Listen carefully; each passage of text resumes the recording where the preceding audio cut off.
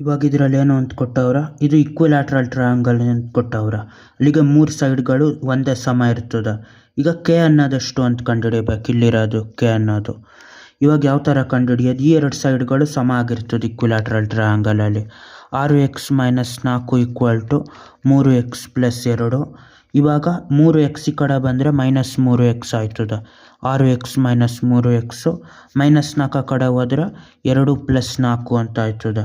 6x - 3x ಅಂದರೆ ಇದು 3x = 6. 3 times of x ಇದು 3 ಆ ಕಡೆ ಹೋದರೆ x = 6/3. 3 1 3 2 ಆಯ್ತದೆ. 2 x ವ್ಯಾಲ್ಯೂ. ಇವಾಗ ಇದೆಷ್ಟು ಅಂತ ಕಂಡುಹಿಡಿಬೇಕು. 2x² + k ಅನ್ನೋದು.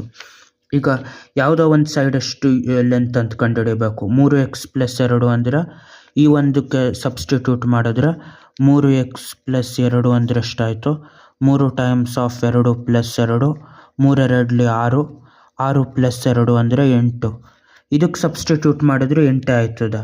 6x ಅಂದರೆ ಎಷ್ಟು 2. 6 2 12. 12 - 4 ಇದು 8 ಆಯ್ತದೆ. 8 ಸೈಡ್ ಲೆಂತ್ ಯೂನಿಟ್ಟು.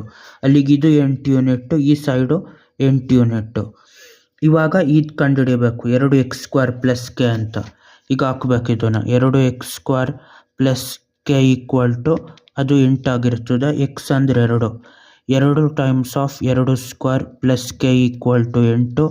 2 ಸ್ಕ್ವೇರ್ ಅಂದರೆ 2 2 4. ಅಲ್ಲಿಗಿದು 2 ಟೈಮ್ಸ್ ಆಫ್ 4 + k = 8. 2 4 8 + k = 8 ಅಂತಾಯಿತು.